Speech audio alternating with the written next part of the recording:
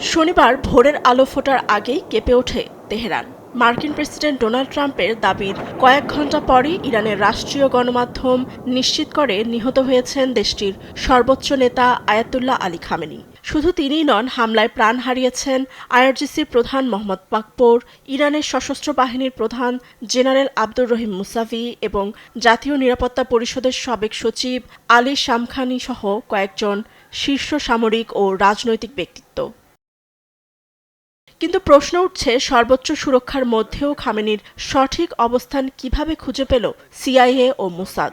গোয়েন্দা সূত্র বলছে, গেল কয়েক মাস ধরেই খামেনির গতিবিধির উপর কড়া নজর রাখছিল সিআইএ। মূলত শনিবার সকালে তেহরানের কেন্দ্রস্থলে একটি বিশেষ কমপ্লেক্সে খামেনি সহ শীর্ষ নেতাদের গোপন বৈঠকের তথ্যের ভিত্তিতে হামলার সময় পরিবর্তন করে ইসরায়েলি যুদ্ধবিমানগুলো। সকাল 9টা 40 নির্ভুল নিশানায় ক্ষেপণাস্ত্র নিক্ষেপ করে তারা।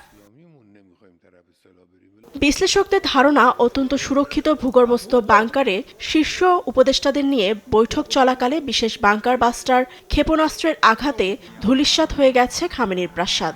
ব্যবহৃত ক্ষেপণাস্ত্রগুলো ছিল এতটাই শক্তিশালী যা মাটির গভীরে থাকা কয়েক স্তরের প্রতিরক্ষা দেয়াল ভেদ করে ভিতরে ঢুকে পড়ে।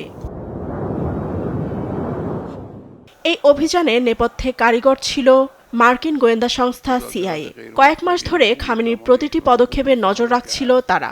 শনিবার ভোরে হামলার পরিকল্পনা থাকলেও সিআইএ যখন খামেনির উপস্থিতিতে গোপন বৈঠকের নিশ্চিত খবর পায়, ঠিক তখনই অভিযানের সময় বদলে ফেলা হয়। নিখুঁত গোয়েন্দা তথ্য এবং ইসরায়েলি যুদ্ধবিমানের ধ্বংসাত্মক শক্তির কাছে হার মানল ইরানের সর্বোচ্চ নিরাপত্তা ব্যবস্থা। খামেনির মৃত্যুতে পুরো মধ্যপ্রাচ্য জুড়ে যুদ্ধের উত্তেজনা এখন নতুন মোড় নিয়েছে। আইআরজিসির পক্ষ থেকে হত্যাকাণ্ডের ভয়াবহ প্রতিশোধ নেয়ার অঙ্গীকার করা হয়েছে। তেহরান থেকে বিশ্ব রাজনীতি সবখানেই এখন বাজছে চরম অস্থিরতার ডামাডোল। নিউজ ডেস্ক, দেশ টিভি।